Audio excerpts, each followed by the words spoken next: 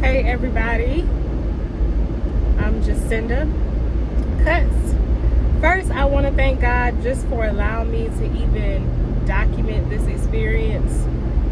Sole purpose is just to help other people who have experienced what I've experienced and just talk about the blessings that come with, being married and having a wonderful husband. Some of you may know I am pregnant. Yay! I'm expecting my second child. I'm about 2 months, and I just wanted to document this whole experience. It's a lot different from my first pregnancy, which was 10 years ago. So I'm starting over. I'm over 35, and God has just blessed me with the opportunity to be a mother again, and I'm so happy. I am. I have a really, really great support system this time around. I have a wonderful, amazing, great husband that loves me deeply. I've never been loved as deep as I've been loved by this man. So I just thank God for him, and I'm just so excited to bring a newborn in the world with him. So I just wanted to document this experience. Right now, we are headed to the airport to drop off a rental car. We just came back from Tennessee, and we're getting ready for our juice event this weekend. Jacinda Juice. We're in Virginia Highlands on Sunday and North Druid Hills on Saturdays. So come out if you're in Atlanta to the North Druid Hills Farmers Market on Saturdays from 10 a.m. to 1 p.m. or Sundays from 8:30 a.m. to 12:30 p.m. in the city. And one of the reasons why I am able to conceive now is because I put myself on my own detox. The first time I got pregnant was last year, December 2025, and I knew I had some diet restrictions that I did not follow, because I just felt like, I'm healthy, I work out, I could still eat my potato chips sometimes, eat my snacks that are not, the best processed snacks, because my son has it and he's not eating it and I don't want to waste it. But you can't eat like that. You really have to change your diet. And I think one of the reasons, not the sole reason I had a miscarriage before, was because of nutrition. I think I was probably about 7 weeks at that time when I was carrying, and my nutrition was not supporting the pregnancy. So after the miscarriage, I definitely went into like I wouldn't say depression, but I was sad. I was disappointed at myself, but a lot of things are not in our control. It's in God's control. So it really opened up my eyes to really take my nutrition to another level. So I had to really utilize what God has already gifted me with, which was just the knowledge of the power of fruits and vegetables. So I did a fast for, I would say, about 10 days. And even after the 10 days, once a week I would fast without eating. And in between the fast, I would detox with the juices I was making, like the green juices, the beet juices, pineapple at that time. I did lemon ginger. So those are the typical juices I sell. So I would just drink my juices.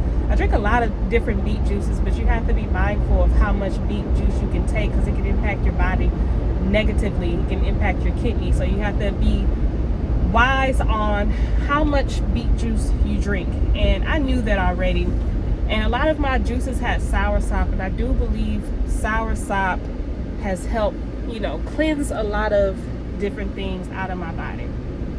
Well, this is not about juicing. This is about the pregnancy. Right now, I just want to share my experience. I'm gonna document and record this entire journey just to help women like me who's not usually vocal about what they're experiencing. So, you know, you don't know how you can help somebody else by just telling them, you know, what you experienced and how you were able to conceive again. So that's the whole purpose of this YouTube. And detoxing was definitely one of the reasons I was able to conceive. I dropped, I would say, at least 20 pounds between the month of January to March. I dropped pounds for different reasons because of what I was dealing with. My body was going through changes. My body was going through postpartum. So, you know, incorporating working out, diet changes has helped. And I went from like a size 8 to a size 4 in a matter of 2 months. Not saying that's necessary for everybody, but for me, I knew I had to make some changes, and I was able to do it, you know, just by exercising and nutrition. Because, you know, I wanted to conceive again. I wanted to have a child. I didn't know when that was going to happen, but I knew I had to make changes right away. So, doing so, we were trying, but we wasn't expecting to, you know, conceive, because the doctor told us, you know, we have to wait some time for the body to heal, So we wasn't expecting it to happen, and it happened. It's April 2026. I'm close to 2 months, so I'm really excited. I'm big. I've gotten bigger. I'm showing. I haven't told my family yet because they know about the miscarriage, and that's, you know, a little sad to hear, and I don't want that to happen again. So I want to wait until, you know, I'm further along to share the news. But in the meantime, I'm going to document my process. If you hear that I'm stuffy, it's because it's pollen season in Georgia. So I am stuffy. I have allergies, and it's times 10 because my immune system is a little bit weaker now that I'm expecting. So any little thing that goes on in the environment, whether I'm around a lot of smoke, it's a lot of pollen, it's going to impact me. I'm coughing, I'm sneezing, I'm congested, all of the above. But I'm not complaining. I'm going to go through the motions and just, you know, be grateful for the experience. I'm so grateful that I have a husband that is checking on me every 5 seconds. Like, I didn't have that before. But when I was previously married, when I was pregnant, even though I had someone, I was alone. I did that pregnancy by myself. But thank God I had a beautiful son that came out of that. But this pregnancy is just cultivated with a lot of love and a lot of care, and just, I don't know, God's presence is what I want to call it. It's cultivated with God's presence for sure, and it's a blessing to the family, blessing to our family, and we're super excited. So stay tuned for more of these videos. I'm just gonna get on here and just, you know, allow God to have his way.